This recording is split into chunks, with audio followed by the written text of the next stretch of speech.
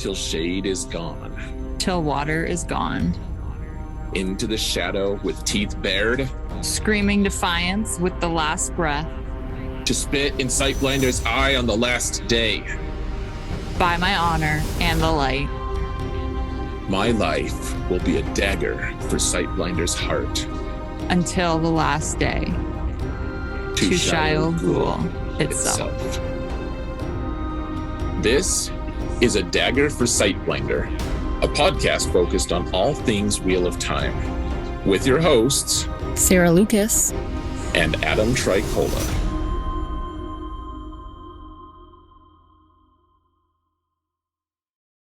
Hello, everyone, and welcome to another episode of A Dagger for Sightblinder. May you find shade this day. I hope, Sarah, by this point, you've become somewhat adept at finding shade. I think I have. I have to do it all by myself. You don't share any. How much shade does Canada have? Probably depends what area you're in. That's a good answer. How about the place that you're in? Are there a lot of trees? I don't know. What's the landscape? Where I am? Mm-hmm. I wouldn't say like a ton, but there's a decent amount. You just have so much specificity here. I know. You're really just killing it on the descriptions. What constitutes a lot of trees? I'm the one asking the questions here. So I can find shade relatively easily. Okay, good. Well, that's good. I'm glad to hear it. Right. So let's see. We've got a good show for you guys today. I actually read the book beforehand, so that was helpful. So we can actually talk about specific plot points and everything. But first, I guess I should. Oh, what do you want to do first? I guess spoiler warning and then shameless plugs, or vice versa. Either or. We might as well just do a spoiler warning for the chapters. All right. So chapters of the Great in the Great Hunt, the second book, chapters 5 to 9. So 5 chapters total. Mm-hmm. And those are the ones we're talking about. Yeah, they're great, apparently. Yep. So, they are great. There's actually a lot of really interesting things. There's one of the chapters especially that has a lot of really awesome, I don't know, spoiler potential, I guess, but also just a lot of good implications and stuff. Mm-hmm. But before we do that, just want to give the little spiel, the shameless plugs for everyone. So let's see, in the video description, if you're watching on YouTube, or in the show notes, if you're listening to the actual podcast, there's going to be a link to the Discord server, which is just like a big chat room with a bunch of different channels and stuff. You can sign up for which spoilers you want and everything. You won't get spoiled unless you actually click on the places you want to for spoilers, including for the show. You have to click on that. So our Discord server, though, it's fun. We're growing at like 3 members per week. So it's just, we really look forward to having like 450 people by the end of a full year. It's actually not bad. It's actually okay growth, but we would love to have you guys. And otherwise, if you guys, things that'll help our show quite a bit, just hitting, if you have an option to review and just write us, like give us a written review, even if it's just pretty short, just saying something like, these guys are so amazing, or something like that. And give us a 5-star rating. That really helps rank us. If you're on PodBean, giving us a follow would really help. If you are on YouTube, liking videos, commenting on them, and especially hitting that sub button is also extremely helpful for our channel. I'm trying to mount the algorithm, to borrow from other content creators. And we're getting there. But if we ever want to create videos for this channel, that will be that'll be a huge part of it. So that occurs to me. We don't have it in the notes, I don't think, but we were gonna discuss maybe what we're what we're doing. Like we're gonna change the cast just a little bit, I guess. Right. We are a tiny bit. Okay, you want to talk more about that? Because I just rambled forever. Yeah, so we're going to do 5 chapters today of the book, but I think moving forward, we're going to try to clip along at a bit of a faster pace because we are reading so far ahead of where we actually are. So I think we're going to try to do like 10 chapters each episode, which means theoretically we would get through a book a month, give or take. Yeah. So we should be done the series within about a year. Yeah. Right. Which would be, I mean, fine. Like we'll still, when the show comes out, we'll still do all of the reviews on the show and everything, do the bonus episodes. But then our thought is once we want to do Wheel of Time, that is absolutely part of our focus. We also would like to start looking at potential other books within the fantasy genre. And I mean, there's so much potential. And honestly, I think the most discussed on channel in our Discord server is the other books channel. Like everyone wants to talk about Sanderson and, the different Ender books and, Star Wars books and all this awesome stuff. And just perpetually reading Wheel of Time over and over again I think it could be entertaining, but I think exploring other books would be great. But on the other hand, we would love to hear what you guys think. So on our Discord server, if you guys want to give us feedback on that, if you want to go to other books, what you think, let us know what you think about changing the pace of this and everything. We really want, we want to create content that everyone wants to listen to. And I think, this is one of those things that I think this might be a good way to expand our channel's reach a little bit too. Right. Yeah. So we'll see how that goes. Yeah, we totally will. Right.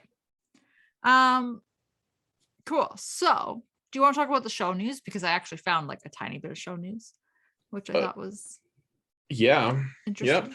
And just so you guys are aware, if you're listening to this on a regular release date, it's actually, we're recording it significantly before that because there are real life things that make us want to record it like 4 days before we normally do. So if there's some huge crazy momentous news that happens in the next 4 days before this is published, we will not have any word about it at all until the next episode. Correct. Good point. So the little bit that I found, it's not crazy news, but it kind of gives a little bit more of a timeline for season 2. So first of all, they are still filming in Prague. They're filming the last 2 episodes, so they haven't even wrapped yet. Just so we're all aware. End of January, still have not wrapped. But Priyanka Bose, who plays Alana, the green, she's the green green Aes Sedai. She was doing like an Instagram live or Facebook live, whatever, doesn't matter, a live video on her social media, and people were asking her questions. And she almost leaked when the 2nd season is going to start. Someone asked her when it was going to air, and she said mid, and then caught herself and readjusted and said this year. So we know based off of that it's the middle of a month, most likely. Which tells us nothing. However, when you couple it with the fact that they don't want Lord of the Rings and Wheel of Time overlapping, and Lord of the Rings is starting in September, it's supposed to be 8 episodes long. So if it's 8 weeks, that's going to push it to the end of October, which means probably middle of November is when we would get season 2 with some really basic deduction skills. Well, I'm glad you have said basic deduction skills, Sarah. Right. I will be the first to admit I'm wrong if I am wrong, but my guess, middle of November. Okay, middle of November. When did it start last time? That's like the same time, right? Yeah, it was like November 19th or something like that. Yeah. So that's fine. If they do it yearly, I don't need it. I don't need it more often. Right. And that would probably, you just never know unless you're in the business. My guess is that rushing these things. If they had to rush it, they would have a worse product. And I mean, yeah, Right. I guess we still need to like rewatch these and actually, because people in the Discord had a minor revolt. Actually, they were like, you know what, you guys have read the books and that maybe that ruined the show for you, but we actually liked the show. And I was like, oh, we should that's rewatch okay. them. Yeah, We'll figure that out. I feel like we should finish this book because there's a lot of things that happen in this book that All right. have to do with it. So in a month, we will rewatch them. Yeah. Or 2. All right. Never. Or never. Just kidding. Oh, jeez. Jeez Louise. I don't know when the last time I said that was, but I know when the next time I will say it, it will be, and that's never. Never. Never. So is that the only news, that Alana almost ruined everything? That's the only news. That's it. Mid-year. Well, I don't think it's mid-year, but let's talk about the book, you say? Yeah, let's get into the book. All right. You have a lot of awesome notes here. I do. I took a lot of notes. I don't know how in depth we want to get, but yeah, let's start in chapter 5, The Shadow and Shinar. So this one's, I don't know if this was like the best chapter. This for me, when I first listened to this, was the like chapter that really kicked off the book for me at the end, which we'll get to. But this was the one where I was like, all right, like things are gonna happen in book 2. So anyway, it starts off with Moiraine and Swan, and they're just kind of discussing their plans in secret, which is, you know, the fact they've been looking for the Dragon Reborn and trying to track him down. And Swan's a little frustrated that she hasn't heard from Moiraine. She's only heard from her twice while she's been gone. You know, it's just been a little snippy. It's kind of entertaining though you see this power dynamic for how they are in public, and then you see this different dynamic a little bit behind the scenes. So it's pretty cool. But yeah. So initially we find out that they wanted to actually hide Rand in Tar Valon so that they could instruct him secretly. I'm assuming they secretly wanted to help him. This part was a little bit gray for me, because do they want to help him learn how to channel, or do they just want to help him like guide him to what he should be doing next? Because they can't really teach him how to channel. Like, this is something that they've addressed and repeatedly addressed, that they can't teach him. Right. So they can't. It's very different. Right. So anyway, so that was the initial plan, and now they're like, nope. Matt and Perrin and him need to go with the horn to Ilion so that he can present it, and you know, claim his Dragon Reborn. Basically, have this like army already following him because he is the Dragon Reborn, and be ready to go. So that's the new plan. What I really liked about this interaction though was they were talking about the wheel weaving and the prophecy and all this, and they are Swan really is the one that she's like, oh, what if we like accidentally gentled the wrong dragon? Like, what if one of these false dragons we've gentled is actually the true Dragon Reborn, and now like we can't undo this? And it's really interesting for me to see her like as the Amarylline Seat being the one having this kind of, not necessarily a spiral, but just this thought process of like, what if? But what I really liked about this was Moiraine's choice of words, and it really just accentuates the fact that she highlighted the fact that wouldn't be a problem. Like, that can't happen because the pattern isn't demanding a dragon, it's demanding the dragon. So if you're gentling all of these false dragons, they were never the dragon to begin with. And it's just this little bit of accentuation on choice of words that really stood out in this whole conversation, and I loved it. What did you think? Yeah, I thought it was. I think it's cool. Like, I like their trust in the pattern. It's a very interesting thing. I mean, Mhm. it really takes on this really religious feel, honestly, because like if they've gentled the wrong dragon, then like the pattern wouldn't let that happen. Like it were, Right. like they're essentially like I don't know if you'd call it worshiping the dragon, but or not the dragon, the pattern. Right. But at the same time, like they trust that there is oversight occurring, kind of like they know it's kind of like a little kid who just assumes that like their daddy's gonna catch them when they jump off a high thing, they just like jump and their dad's like, oh Mhm. crap, like but the little kid had never had any doubt at all that Right. that they'd just be caught and they'd be safe. And I just have personal experience with that recently, you know yeah, and it's like, yeah, it happened with our youngest, and he was like, I was like, you can't do that, what if I didn't catch you? And his answer was, but you did. Right. I mean, like, uh, it's simple enough, Yeah, like but you more did. right. And at the same time, Moraine and Swan are like, but the pattern will catch us. Exactly. They're like, well, we can't gentle the wrong one. Right, like it's not possible. Right. So Because if we gentled them, then they weren't the right one. yeah, Yeah. yeah, so they just have this blind faith. And it's Mhm. just a very interesting thing, because if you said that they worship, like, what's your religion, uh you know they probably Right. wouldn't say that they worship the pattern or whatever. They probably wouldn't worship the creator either. I just yeah, I like that. I do like that.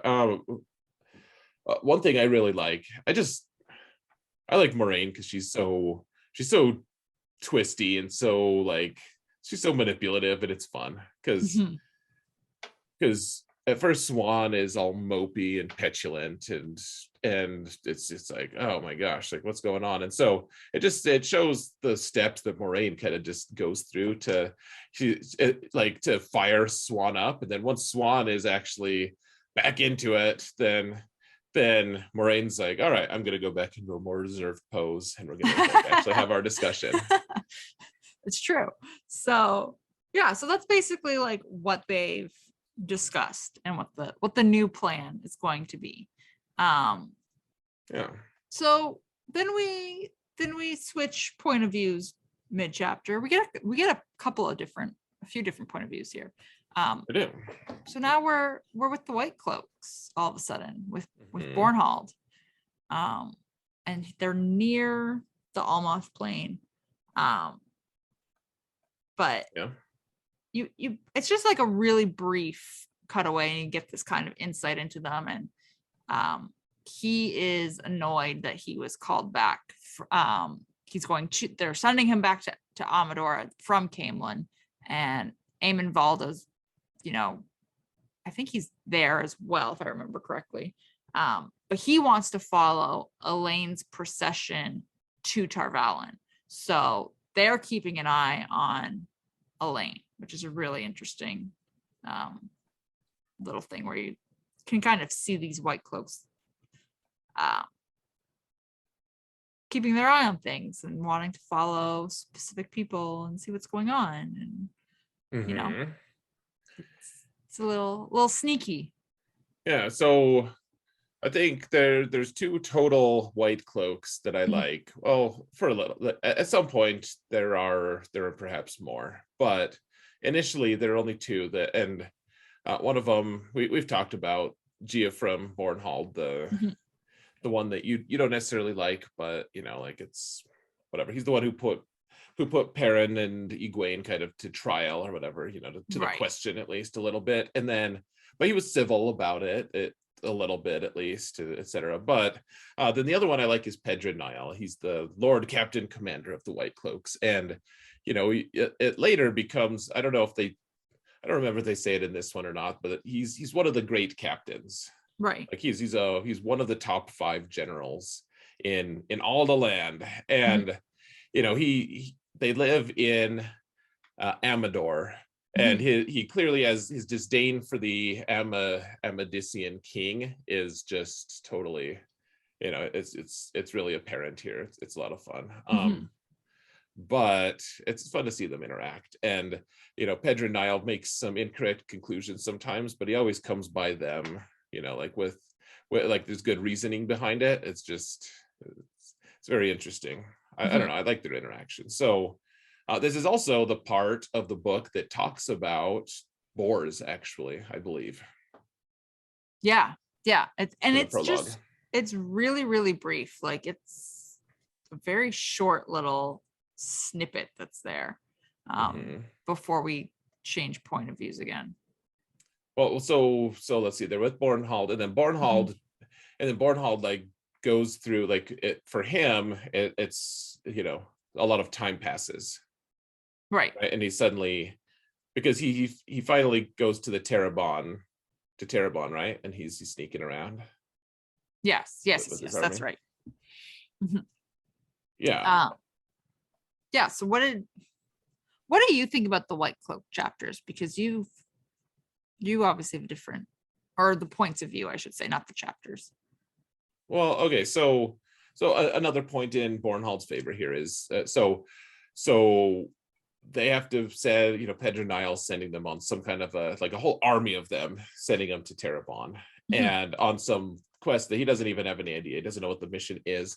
And Pedro Nile's like, well, if anyone sees you, you have to kill them because we can't let anyone know. And so Bornhold puts a lot of effort. You can, from his point of view, he's talking about how they'd finally gotten there and they hadn't had to kill anyone. And that was something like of pride, something worth valuing for him. It was, he felt pride and joy that he did. Right. That's a good point. So he's actively trying not to be seen to avoid that situation. Right. Yeah. Whereas some might not care. Some might not. Yeah. Good point. Like a lot of the, and then he gets to where he's going and the guy was like, oh, this village has been pacified. Like they meet other White Cloaks and those White Cloaks were like, yeah, we'll just kill everyone in this town. Like we don't care. We'll just kill everyone so that they don't know who we are and that we're here. And, they call it pacified, but then Bornhold's like, I wonder if they just dumped the bodies, outside the village, if they buried them, what did they do with the bodies? And so right. It's disturbing on some levels for sure. And on other levels, it's, I don't know, it's just interesting that we get to see have this insight, I guess, on like some White Cloaks are decent, honorable humans, and some are just despicable, awful people. Right. Which is, go ahead. I was just gonna say it's an interesting thing to see like that scale basically of moral in the same group of people, basically. Yeah.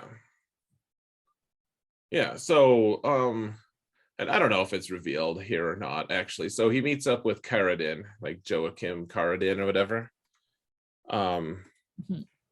Like that he's the commander of this group, and I'm fairly sure, people can correct us on the Discord if I'm wrong, but if I remember correctly, he is actually Bors.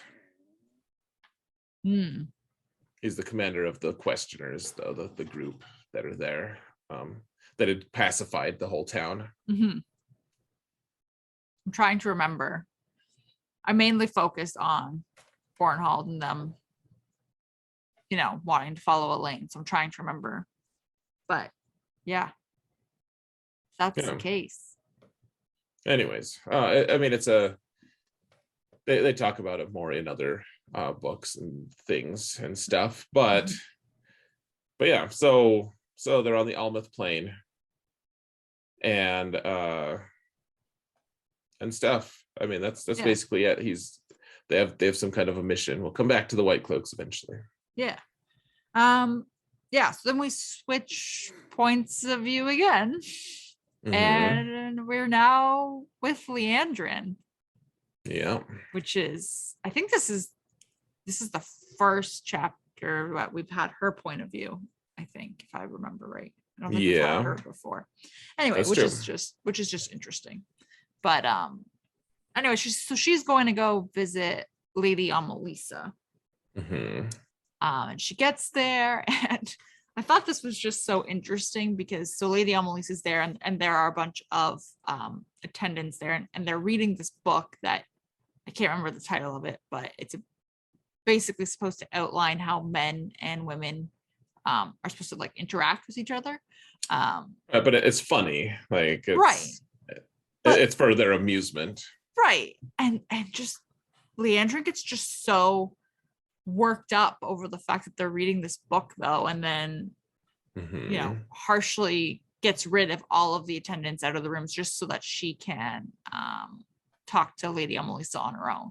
And the whole thing seemed like the biggest overreaction over a book, just so that she could like admonish Amalisa on her own, which really, like, you find out she's not trying to, she's got ulterior motives here, but yeah, it was just entertaining. Well, like you're not supposed to like Leandrin, right? No, it's just, but it was just so harsh, just so ridiculous that, yeah, it was over the top and extreme. So oh, totally. Yeah, like it was unreasonable of her, for sure. Yeah. Anyway, so Leandrin is basically questioning Amalisa about dark friends and who she can trust, and she's getting, Amalisa gets a little bit offended here, but she did say something that I thought really stuck out, was that Leandrin said she hunts all men who are corrupted, not just those who can touch the one power. So anything that you've done that would make you corrupted as a man, she's going to hunt you for. Which to me, my immediate thought was like, oh, like if you're a dark friend, like you would be corrupted and she would hunt you. Well, and it all depends on what her definition of corrupted is and what she's going to take as evidence of said corruption. Right. That's a great point too. So I just thought it was interesting. But then we get a little bit of insight into her like training background and growing up, and how she has this ability that they forbade it while she was training in the tower, which only encouraged her to like work at concealing it in order for her to be able to keep doing it, which really gives you a lot of background information into who she is as a character and her personality traits, and that, she can be pretty deceitful. True. And yeah, so you learn that she can basically compel people to believe her and do what she wants and give her the answers that she's asking questions to and all this kind of stuff. So it's must be nice. Yeah, exactly. But she's doing this to Amalisa, like she's trying to coerce all of this information out of her. And you end up realizing that, or Leandrin tells Amalisa that, the boys that Moraine came to town with are worse than dark friends, and they've got to be rounded up, and all of this has to be done in secrecy, and take them to Tar Valon in secrecy, because of the Black Aja. And this is when you realize that, she's telling Amalisa the Black Aja are real. Like, it's not a rumor, it's not a myth, like they are real. There are sisters anywhere in the tower that when Amalisa is walking around that could be part of the Black Aja. And Leandrin kind of like, she phrases it in a way that makes it known that she knows who they are. She's not going to out who they are, but if Amalisa does what she wants, she'll protect her. And it's just so obvious that, she's not good business. So yeah, it's dirty. So dirty. So one thing that's interesting about this is just the difference between Lady Amalisa here in the book versus their use of Lady Amalisa in the show. Right. So, Lady Emily's is the one who can, in the show, just barely channel, which isn't actually part of the book at all. But, she's the one who almost kills Nynaeve and Egwene by over channeling. And, right, that's right. And then she just dies at the end of book 1. And so in this one, she's significantly different, which it's fine, actually. I'm fine with it. But yeah, so she just totally crumbles to Liandrin's will / power, which I have issues a little bit with. I mean, so Lady Emelisa kind of just like folds to Liandrin here.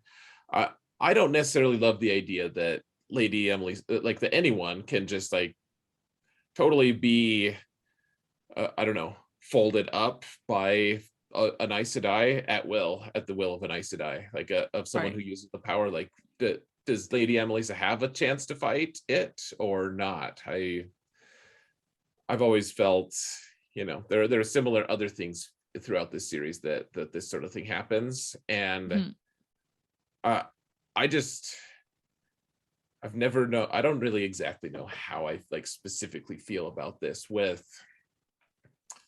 How do you feel like in stories when Lady Emily says like no choice, she has no option against like, so now suddenly, if Liandrin is telling her to go like do something awful, and it suddenly makes Lady Emily like a murderer or a thief or whatever, something outside of her character. It always bugs me. What about you?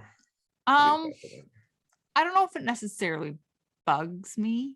For me, it's one of those things where I feel like something like this would completely depend on the person that you're trying to affect. So for her to just fold like this, to me, it makes me think that maybe Lady Emelisa is a little bit, I don't want to say she's weak, but she might not necessarily have the same backbone or moral strength that another person would have, and that person might be able to resist it a little bit more. So then again, if it's just a on and off switch type situation where you either obey or don't, I don't know how I feel about that. It's fair. I feel like that would be a little bit of a cop-out. Yeah, I've never liked it where someone just, I have the power, I win. Right. Or something. I mean, there's certain things in life, I guess, that just happen like that. I mean, it's unfortunate, but you have shootings and stuff that it's not awesome. Of course, I hate it. There's the argument though that some people just have no choice, like they're just in the wrong place at the wrong time, and the person with a gun just can take them out, and that the person with the gun has the ultimate power there. And I guess similarly, someone with the power, in this case would be like, well, they have a weapon that the other person doesn't, and therefore they hold more. I've never liked overthrowing someone's free will. I just I don't know. It always feels a little cringy to me, but we can move on from it. It's a pretty minor point in the story, to be honest. Fair. Cool. So this little bit is basically where the chapter ends. Switch points of view again. But this is the part that like really kickstarts the book for me. And we're in Padan Fane's cell in the dungeon, and someone just enters enters his cell, and he kind of has this line about he's surprised to see them, and things aren't I can't remember the exact phrasing. I should have written it down, but he says something about like things aren't what they seem, or wasn't who he was expecting, or something along those lines. And just, I mean, they don't really explicitly say this, but it seems like Padan Fane is getting broken out of his cell. Yep. And he's like, oh, I wouldn't have thought that you would break me out. Yeah. And he's just like, cool. Thanks. Well, and I mean, because we're covering this full section, I mean, that we can have spoilers within it. Like that is what happens, is he's getting broken out. And yeah.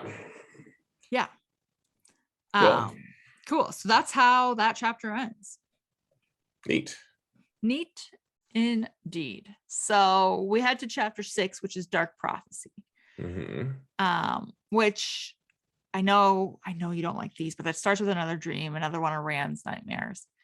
And the only reason I'm bringing it up is because I made so many correlations between this dream and what actually happens in the chapter.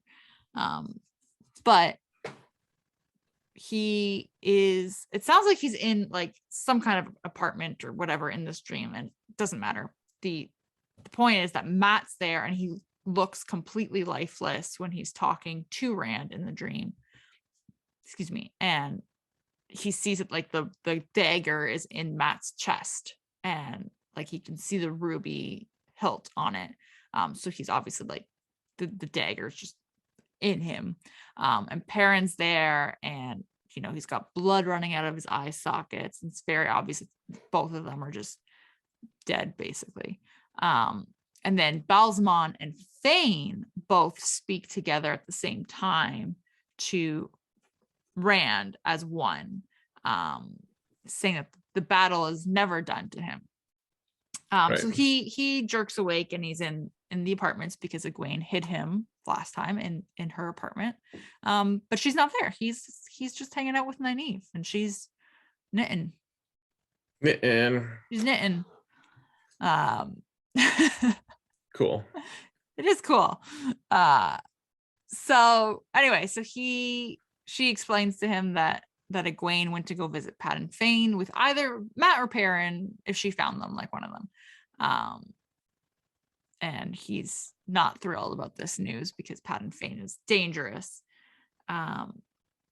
But we see so many little things here happening with Rand and Nynaeve having this conversation, and he wants to know if people have started looking for him yet, if the Amyrlin started looking for him, like all of this stuff. But then he's also insisting to Nynaeve that he killed the Dark One. Like, he was there, he saw it happen, the Dark One is dead. And he's just so insistent on this. It's a little bit, I mean, I don't want to say it's upsetting, but it almost feels stubborn in a way, even though he was there, like he says. But yeah. So I mean, he is stubborn. He is. They're all stubborn. Everyone from the Two Rivers is stubborn. It's a trait of being from the Two Rivers.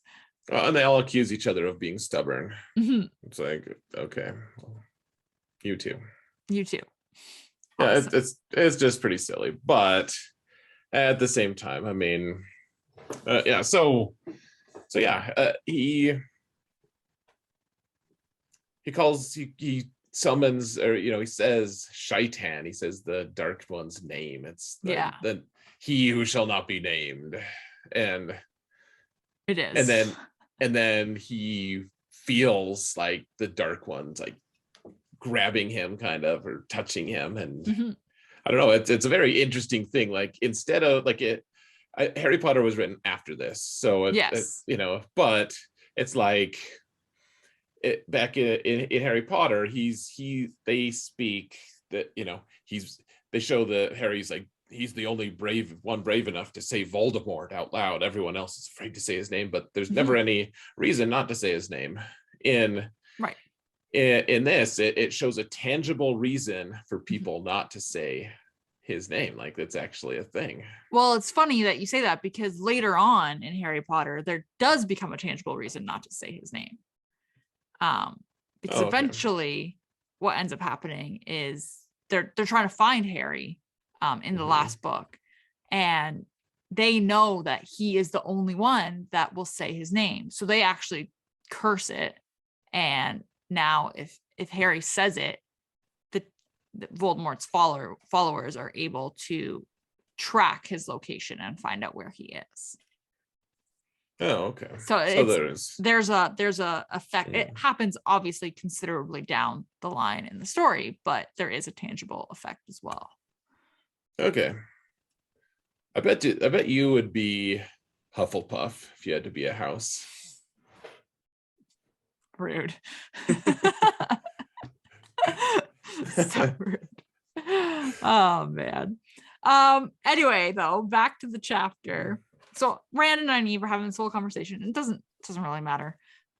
I didn't find the conversation to be that necessarily important to the storyline. What actually is happening now is in the keep, the alarm, there's an alarm going off and everyone's just panicking and scrambling. Rand's freaking out because Egwene went down to the dungeons to go see Fane, and now this alarm's going off and all this is happening. So he runs out and he ends up running into the Amerlin in the hallway. And while all this is going on, they realize there are Trollocs in the keep. The town is fighting. There are Fades and Murdral. Like all this stuff is just like coming in, and he is like, I gotta get to the dungeons to get to Egwene. And on his way there, like he's coming across Trollocs that have been killed, men that have been killed. And he ends up coming across a Fade, and then Ingtar arrives like right at the same time basically, and is like, oh, I'm gonna kill the Murdral, like you go get Egwene, like go get your girl, which is just so funny considering Rand and Egwene's relationship. Anyway, but he goes down to the dungeons and he does get there, and he notices that the door is not locked. It's kind of ajar and cracked open, which is it's not supposed to be.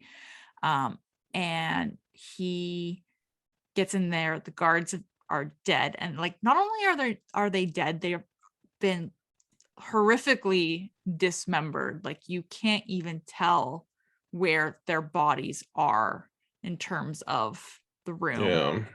It's just really really horrific, and there are messages written in blood all over the walls, which again, the one that he is able to read, they're all in kind of scripture, but he's able to read one that's on the door, and it says, we will meet again on Toman Head. It is never over, Althor. And I immediately was like, hey, he just had a dream where they were like, it's not over, battle's not over. So immediately that was why I kind of wanted to talk about his dream a little bit, but also, so he panics and is like, I gotta get rid of these messages on the wall, and starts scrubbing at them when Liandrin comes in, and she tries to compel him as well. And so she's using the power. She's using her little trick she used on what's her name. So she's trying, and here like you actually hear Rand describe it as like these frozen bands that are trying to crush in on his chest, and like you could, because he's resisting her, like he's not giving her what she wants, and it's and he starts reaching for the power, right? And it was just interesting because the way that they described her trying to compel him was almost felt like she was just like got like a vice grip on him and was just trying to do it, and it was not happening. Well, I mean, I think he felt like it was inevitable, it would eventually happen, right? So, but I mean, it doesn't, because Moraine comes in right at that time, which like Liandrin stops, and Egwene and Mat are down there. They're unconscious on the floor. Paddington's cell is empty. And then Moraine notices that the dagger is gone. Mat's dagger is not there when she's like tending to Mat, which is bad news bears. And Rand lets them know that Paddington's not in the cell. So anyway, we realize that Mat's actually in worse danger because the dagger isn't there, and you realize this when Moraine decides, you can see the difference. Egwene can go back to her room and she just needs a woman to attend to her and watch her. Mat needs to go to the Amerlin's chambers. So it's a completely different course of action for both of them, and considering they're both unconscious. And then Ingtar comes in, and the Horn of Valir is also gone. And good. Yeah. So wonderful. Yeah, that's great news for everybody involved.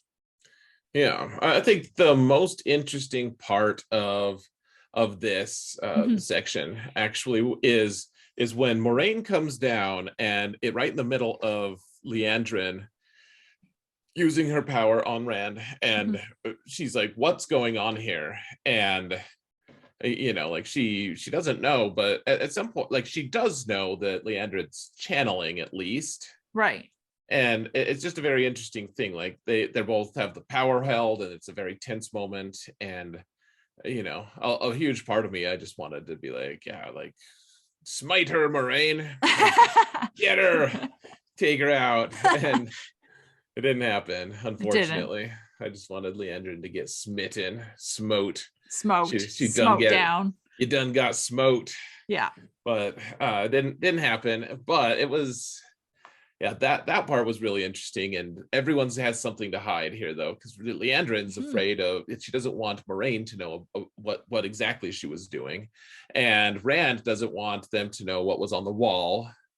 And I guess Moraine isn't necessarily hiding anything except for the fact that she's kind of in, you know she's got her own conspiracy with the Amyrlin to do other like it's, and Rand doesn't want them to know that, or Leandrin to know that he's a channeler, and I don't know, there's all this stuff, but then they're also very concerned about what's going on in the Mhm. greater scheme of things in this prison, and just this very tense, strange moment. Mhm. I really like that part. Totally. Um, yeah, so the chapter pretty much wraps up. Brand goes back to his room, Yeah. and yeah, Yep. that's pretty much it. He's with Lan. And then we go into chapter 7, Blood Calls Blood, which I'm pretty excited about. This was a good chapter. There's a lot to unpack, I feel like, but This is the one. This is one that I could spoil an enormous amount of things, but there's mhm, there's some stuff that is actually extremely important for the greater narrative, mhm, for different characters and stuff. And I will point out some of these lines to be paying attention for later. mhm. So we'll talk about that. But go ahead and you can do your recap thing here Right. if you like. So I mean, it's pretty straightforward. They're in the Amerlin's chambers. It's Moraine and Lyanna and Varen and the Amerlin are basically trying to heal Matt, and they've come to the agreement that they need to find this dagger. The dagger needs to be with Matt because he's still kind of linked to it. It's not fully Hmm. broken, and the longer he is without it, he's going to die. But the downside is that the dagger can corrupt people. So if you go out to find the dagger and you touch it, you're now corrupted. And then you corrupt everyone around you. And it's just this never ending cycle of corruption happening, and the dagger just keeps making its way around, and all this corruption happens in the world. And Moraine is the one who voices that what they actually need to do is heal Matt enough that he can be the one to go and find the dagger, because he is able to touch it without being corrupted from it, because he's kind of sealed off from it enough, thanks to her, that he can be the only person that does this without having any major repercussions, and then he'll be able to survive. And it's a little bit of this like double-edged sword in a way, because not only do they need to heal him so that he can be the one to do this, they can't let him die for that reason either, because he is the only one that can do it without there being major blowback. So if they let him die, somebody else has to go get the dagger and stop this, but then that person will be corrupted.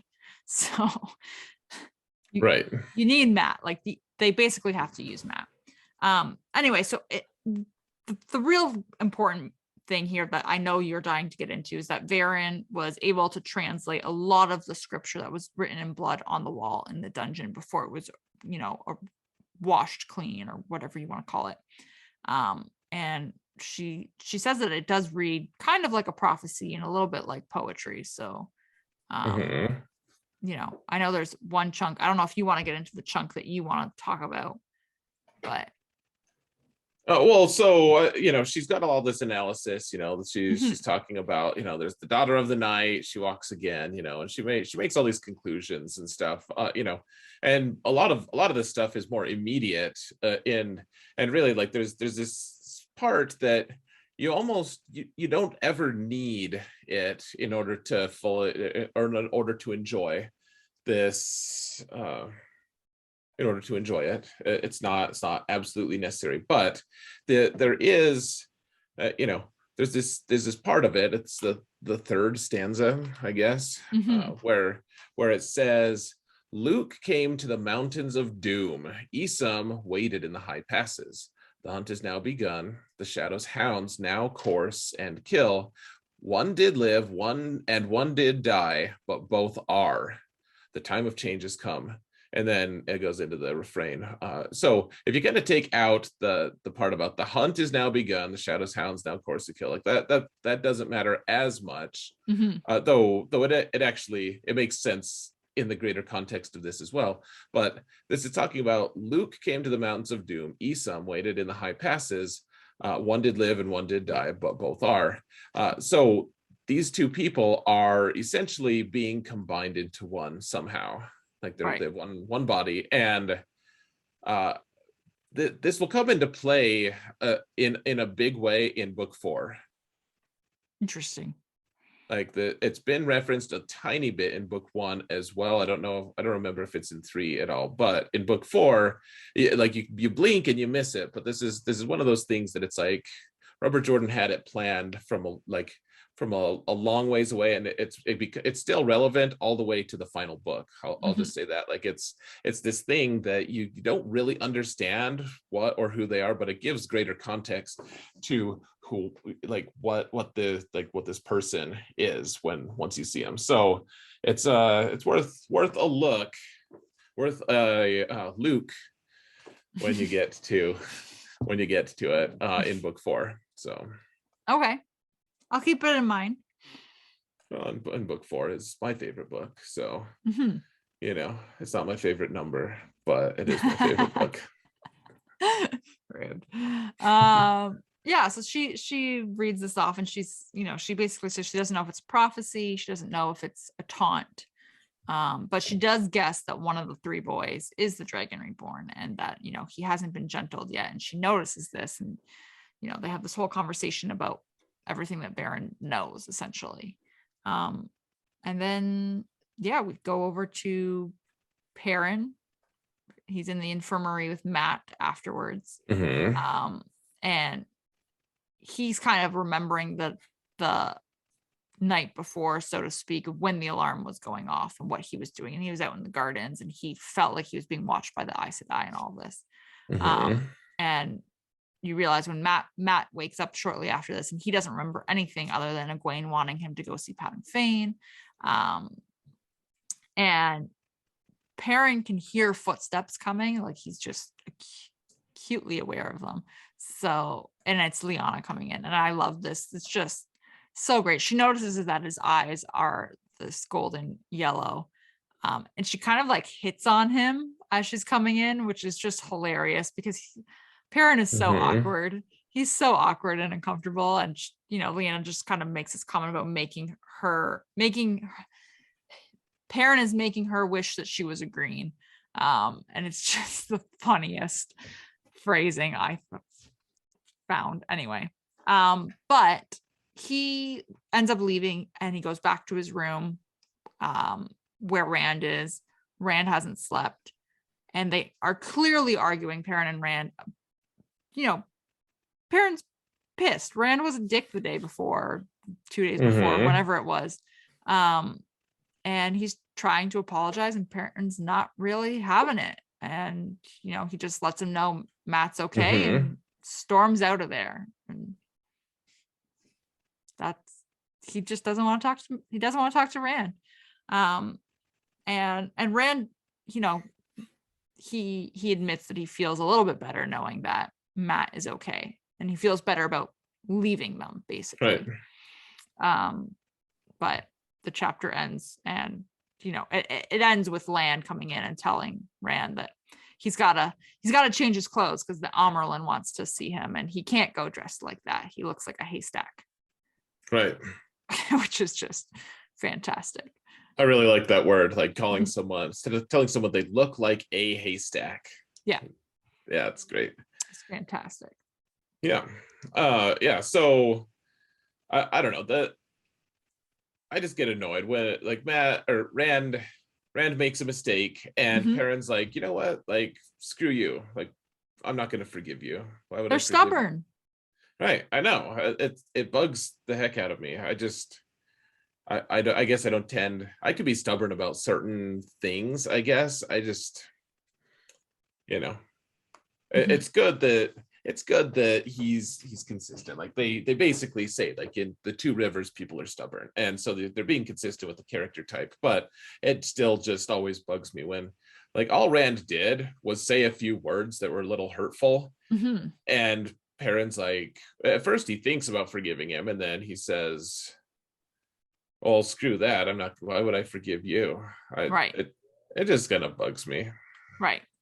It's just he's just being stubborn. Yeah. So, yeah. Blech. Uh so chapter 8, the dragon reborn. Mm-hmm.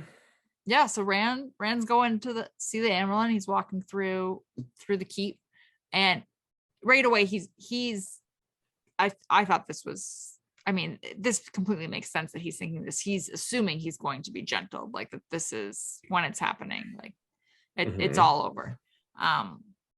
He does not recognize several of the women that he's passing on the way, and then he gets there, and Lyanna's there, and she also teases Rand, and makes a comment about making sure not to let any greens see him because they'll bond to him immediately. Right. Which, between this and the last chapter, Lyanna's just growing on me because I like her humor.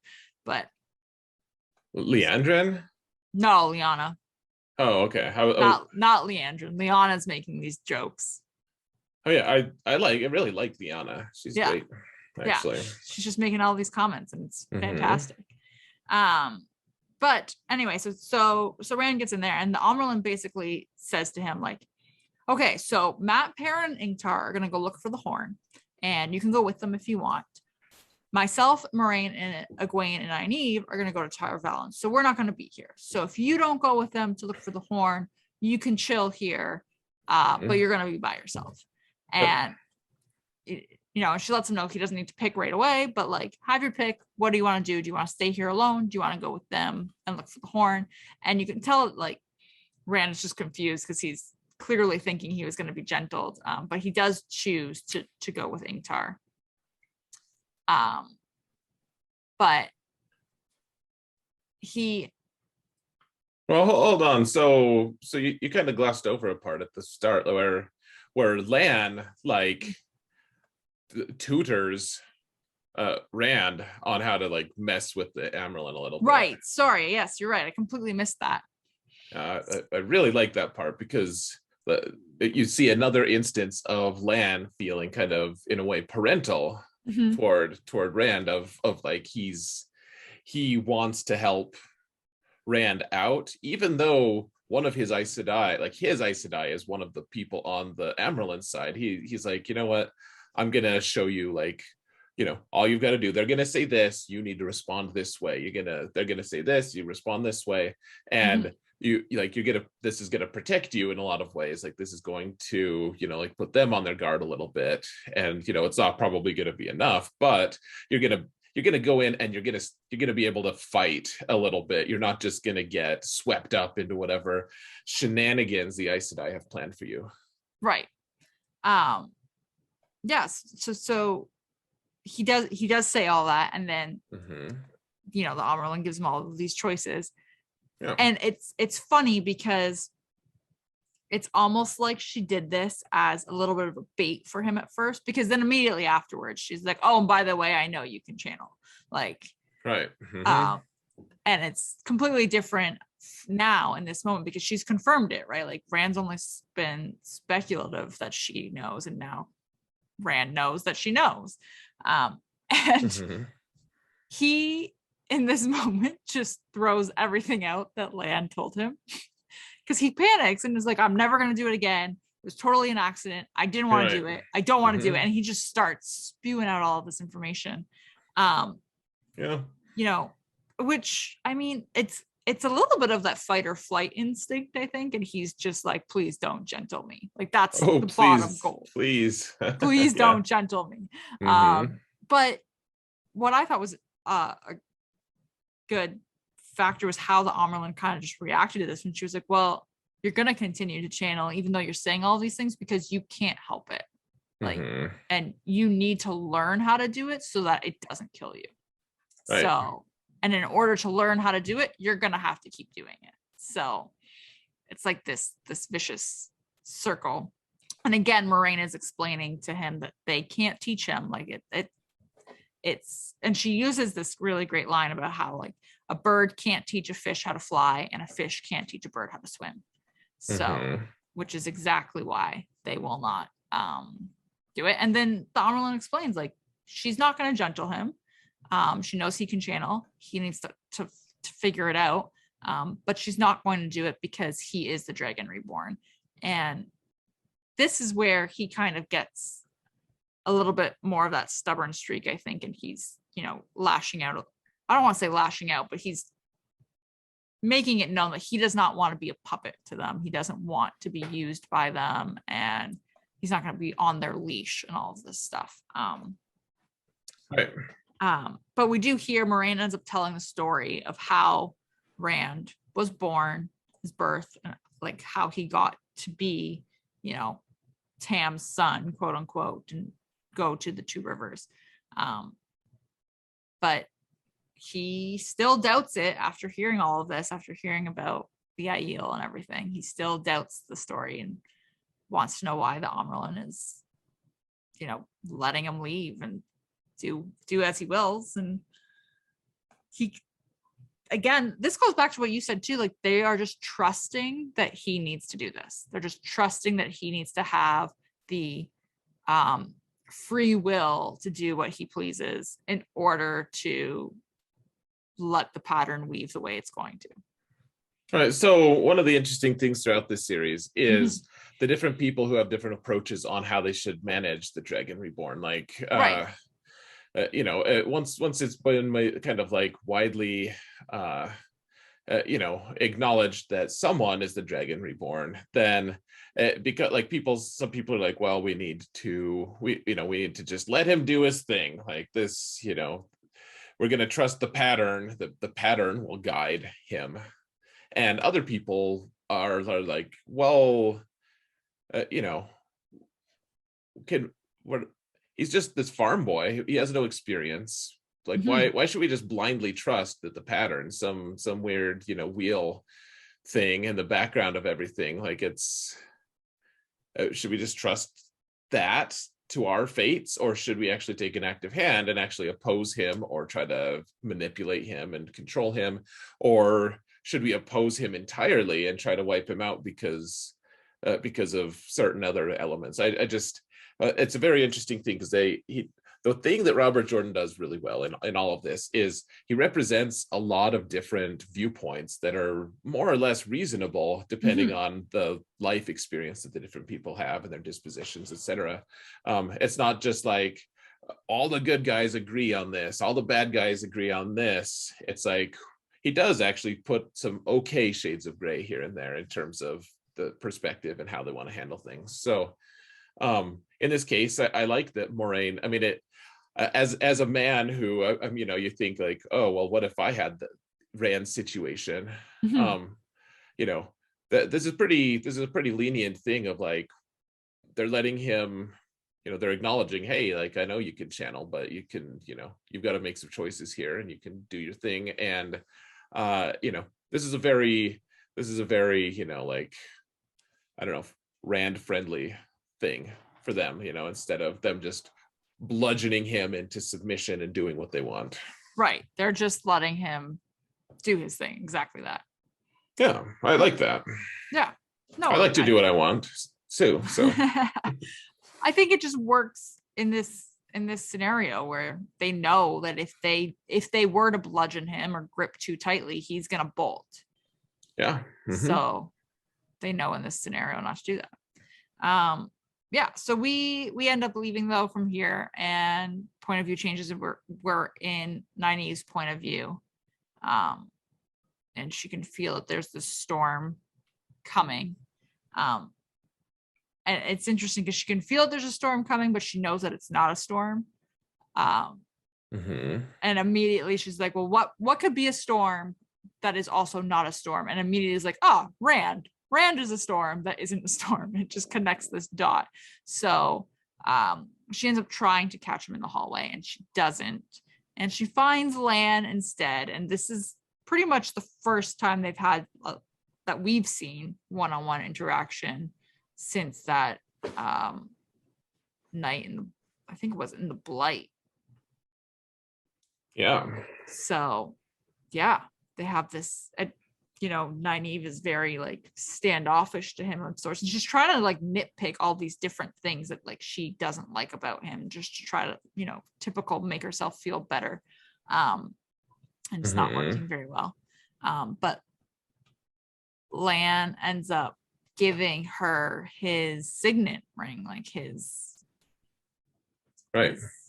And he says like, if you need me, like send this for me and I'll come right to you right away. Which is interesting.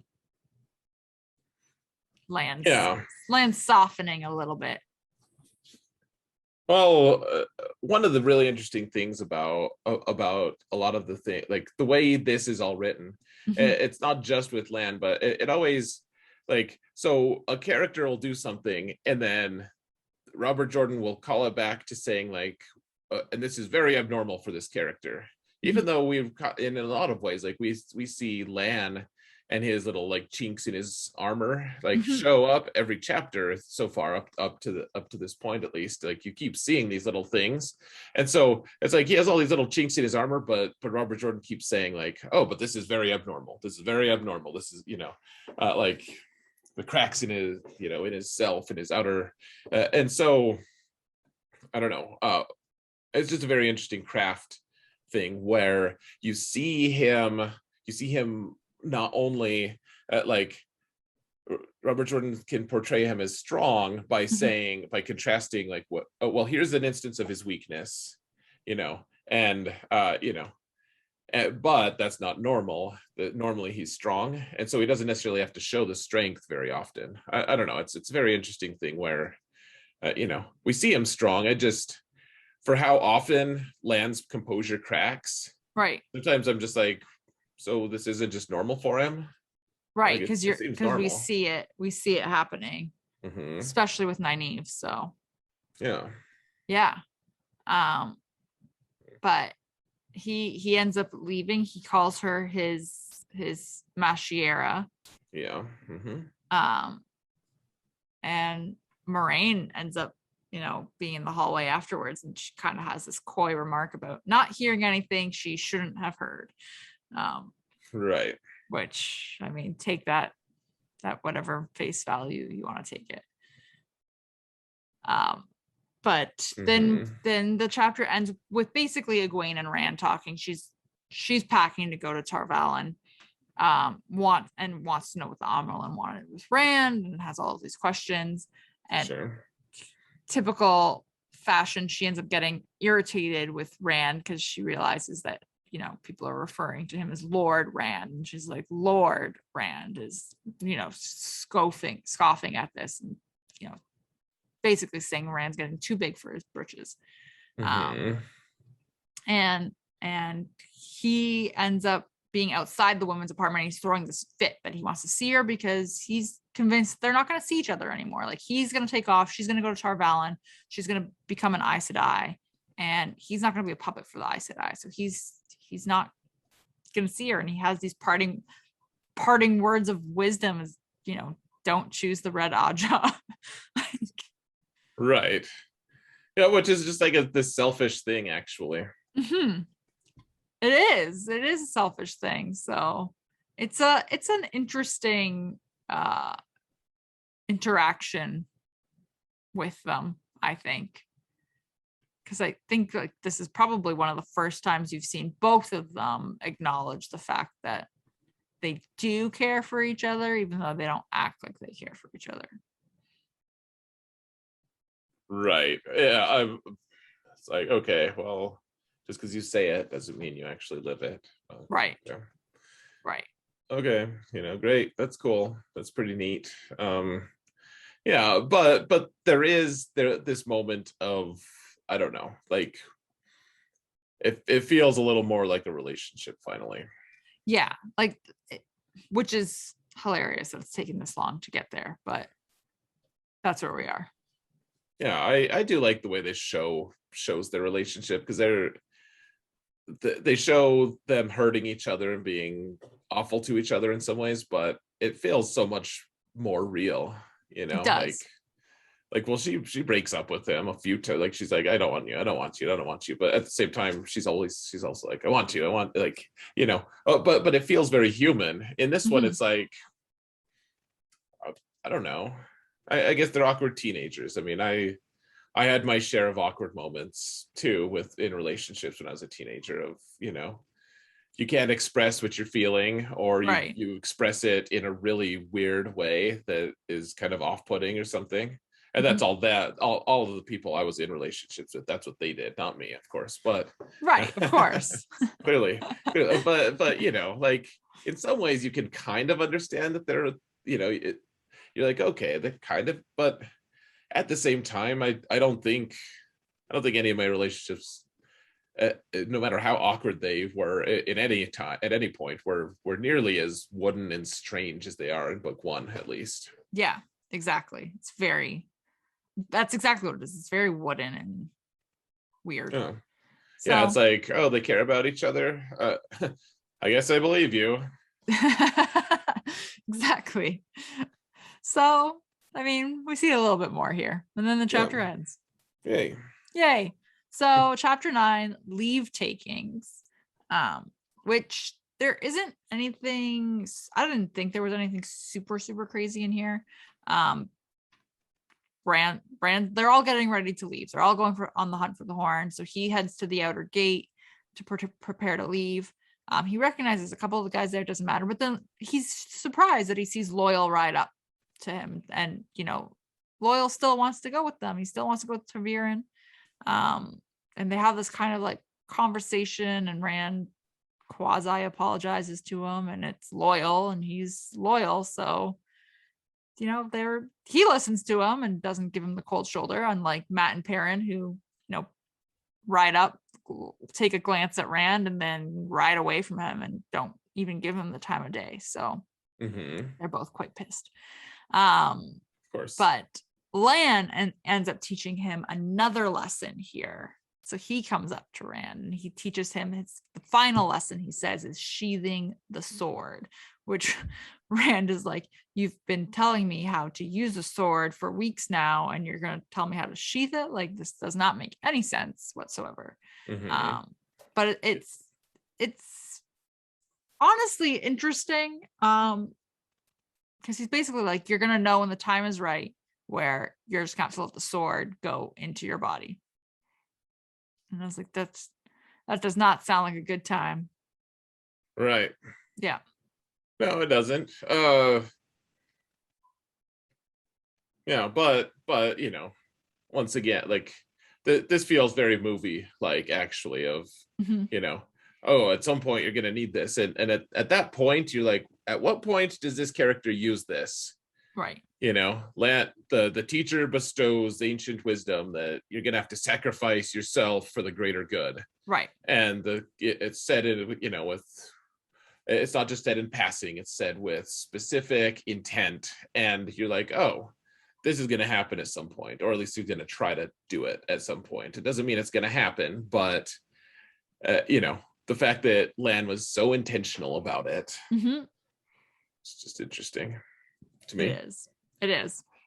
But the Amerlin is there as well, and she's with Agilmar, and Agilmar is trying to convince her to stay longer, and she's not having it. And while all this is happening, Rand can also feel a set of eyes on him, watching him.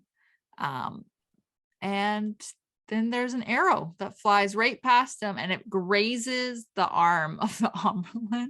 So everyone is just, freaking out, trying to figure out who did this and catch them. And the Amerlin makes some kind of comment towards Rand that makes it obvious that she knows the arrow was not meant for her. It was meant for Rand, and it just missed. Like, right. This person did not have good aim. But she also just doesn't want them to worry about her and have this whole, what's the word I'm looking for? All this fuss over her. She's like, just get out of here. Like, go do your business and leave, and like, don't worry about me, kind of thing. So they end up leaving, and Huron is a sniffer, and he joins them on the way out of the city, and they all just follow his lead. Yeah, he's a sniffer. It means he can see, or he can smell violence. Yes. And yeah, it's just, yeah, yay, they're on a quest. And took then 9 chapters. Sorry for yeah, it took 9 chapters to get there. It took 9 chapters, but they're on a quest. And then we cut to Bail Doman's point of view, and he is in Ilion, captain of the Spray. Yeah. So he's the guy who transported Matt and Rand and Tom. Yep. From like when they were at Shadar Logoth, his boat was the one that they found and jumped on. Yeah. But now he's in Ilion. Yes. So he's there. The hunt's begun for the horn. But he ends up going into an inn, and there are these 3 guys who are kind of sitting in a corner, and he notices them. The innkeeper notices them. And while he's sitting by himself doing his own thing, they end up coming over to him, and they're like, you know what? We have somebody that needs to be picked up from my inn, and we need you to do it. We're going to pay you an obscene amount of money to do it. And you can't ask who this person is. You just need to go to the port, get the person, bring them back here. Yep. And he ends up agreeing because it's an obscene amount of money. I think it was like 1,000 marks, they said, or something ridiculous. Yeah. So he ends up paying. They gave him a little bit of money up front, and then he's going to get a little bit more when he goes and picks the person up, and then he gets the rest of it when he comes back. So he pays for his drink with some of the gold that they gave him, and the innkeeper notices that they are Tarvalin marks, and then he realizes that they're all Tarvalin marks, and that this is actually bad because there are white cloaks in Ilion. So if he has all of these marks that are clearly Tarvalin marks, it's going to look like he is working with the Aes Sedai, or the witches, so to speak, and the white cloaks could not like him for that. So he kind of makes this connection that they clearly don't want him to stay in town because they want him to leave by doing this. But he's still in the inn, and his second hand, is that the right word for it, comes in, Yaren, second in command. And he says, second mate, first second mate. And he's just like, Karn is dead. They don't know he doesn't know who did it, but it looks like whoever did it wanted info from him, and there were men trying to sneak onto the Spray last night, and it's just all this clear fluster and worry.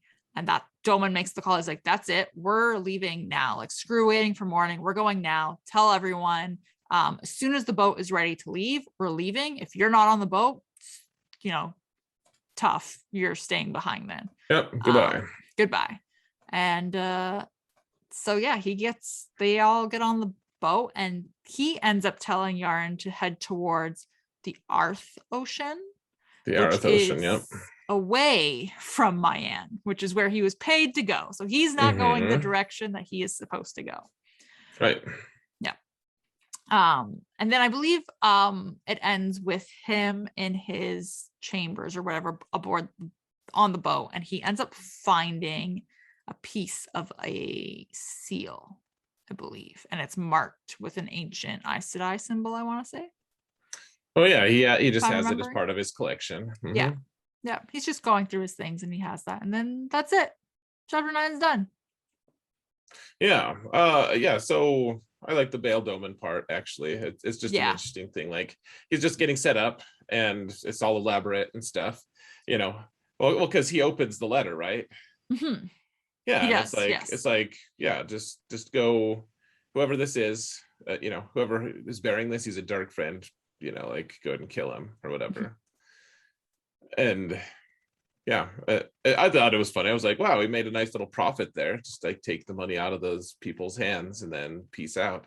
But on the other hand, it just shows, there are a lot of things going on, and Mm-hmm. it looks like maybe he has one of the seals to the Dark One's prison, which, that we had just seen earlier with Moraine and Swan talking about it and everything. So yeah. Otherwise, I liked the part where, I don't know, it's like, who was trying to kill, like, were they trying to kill Rand or the Amerlin? Right. With the assassination. I don't know. This wasn't, it's not like the most interesting chapter, but it No. does set a lot of things in motion. No, and it lets you know there are a lot of things. There are a lot of moving parts outside of just where the Emmons Fielders are. Oh.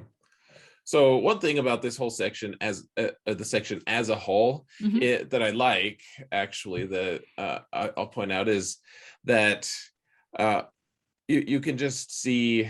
So in the previous book, it was like, okay, the viewpoint character is Rand, unless there's a good reason, like, unless we can't see something that's important, then we'll use one of the quote unquote lesser characters, Right. and we'll see things through their eyes. And in this book, it's been made very clear that he's departing from that storytelling. Like, Rand might still be the focus, but we're also like, he'll just switch to Perrin randomly, or he'll switch to, there's a ton of different random other characters, like the like Lord Geoffrey Bornhald of the White Cloaks, and we see Moraine quite a bit, and we see all these different viewpoint characters immediately. At this point in Eye of the World, we've still only seen the world through Rand's eyes. Yeah, exactly. So it's nice. I like the jumping around. It's done really well. Yeah, and I think that's a good way to, a good sign that Robert Jordan's being, he's feeling more comfortable with his craft, and that he can just jump in instead of, I mean, it must be easier to write a book from one character's perspective, because you only have to represent one viewpoint. Absolutely. And so Robert Jordan is, representing multiple. Yeah, that's just fun. Yeah. So who's the Mac for you here in this section?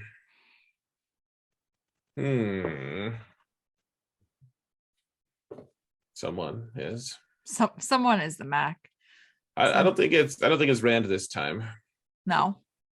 I think, well, so Rand tries to make things right here. Like, everything he does is kind of vulnerable, right? Like, he's trying to find Egwene. He's trying to, he's trying to do right by Matt. Like, we gotta find that dagger. Like, he doesn't even care about the horn, really. He wants to find the dagger for Matt.